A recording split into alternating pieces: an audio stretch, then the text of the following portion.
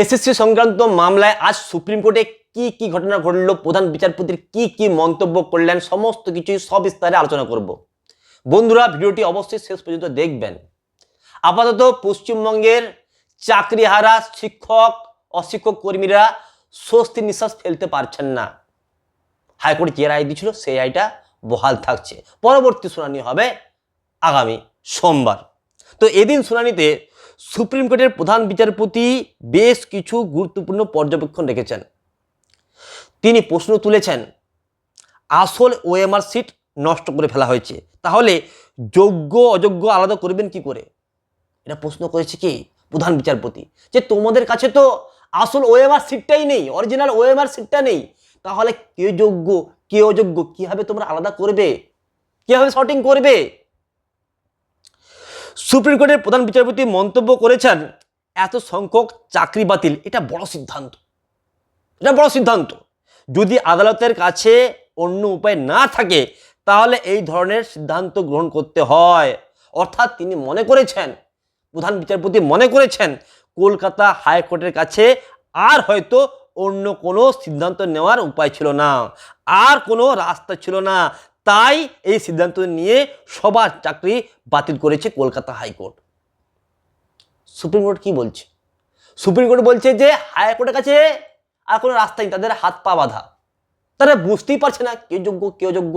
এত ধরনের জালিয়াতি হয়েছে, সেই 17 ধরনের জালিয়াতি হয়েছে, এতে তারা কনফিউজড, কি করবে কিছু বুঝতে পারছে না। তখন তারা বাধ্য হয়ে সকলকে বাতিল করেছে, যা তোমার সকল বাতিল। বুঝতেই পারছে না কে যোগ্য কে অযোগ্য, বুঝতেই পারছে না কি করবে। অবশেষে বাধ্য হয়ে হাইকোর্ট সেটাকে বাতিল করে দিয়েছে। যে প্যানেলে না থেকেও চাকরি করছে, এটা বিশাল দুর্নীতি। প্যানেলে নাম নেই, প্যানেলে তার নামই নেই, চাকরি পেয়ে গেছে, স্কুলে যাচ্ছে, পড়াচ্ছে, বেতন তুলছে, প্যানেলে কিন্তু তার নাম নেই। মানে এটা বিশাল দুর্নীতি। কে জানিয়েছে? জানিয়েছে সুপ্রিম কোর্ট। যে কি করে সম্ভব, একজনের প্যানেলে নাম নেই, সে চাকরি পেয়ে গেল, সে বেতনও তুলছে, বুক ফুলিয়ে ঘুরছে, কি করে সম্ভব? এটা তো বিশাল দুর্নীতি হয়েছে। শীর্ষ আদালত আরো প্রশ্ন করে, টেন্ডার ছাড়াই নায়েসাকে বরাত। সুপ্রিম কোর্ট আরো প্রশ্ন করেছে যে টেন্ডার ছাড়াই নায়েসাকে বরাত দিয়ে দেওয়া হয়েছে। এই নায়েসা যে কোম্পানি, যাকে এই ওএমআর সংক্রান্ত ব্যাপারে বরাত দেওয়া হয়েছিল, তো মিরার ইমেজ ছাড়াই ওএমআর সিট নষ্ট, মানে একটাও জেরক্স কপি নেই, মিরার ইমেজ নেই, এবং ওএমআর সিট নষ্ট করে ফেলা হয়েছে। এটা তো জালিয়াতি, কিভাবে নিয়োগ করেছিল? সুপ্রিম কোর্ট বলছে যে এটা তো জালিয়াতি, কি করে নিয়োগ করেছিল? ওএমআর সিটটা নেই, কোনো জেরক্স কপি নেই, কোনো কপি নেই, আর কোনো টেন্ডার ছাড়াই নায়েসাকে বরাত দিয়ে দিয়েছো তোমরা। তো কিভাবে তোমরা নিয়োগটা করেছিলে বাবা, কিভাবে নিয়োগটা তোমরা করেছিলে? এটা কে করছে? প্রশ্ন করছে সুপ্রিম কোর্টের প্রধান বিচারপতি। আরো একটি মন্তব্য করেছেন সুপ্রিম কোর্টের প্রধান বিচারপতি। তিনি জানিয়েছেন, দুর্নীতির সুবিধাভোগী কারা সেটা দেখতে হবে।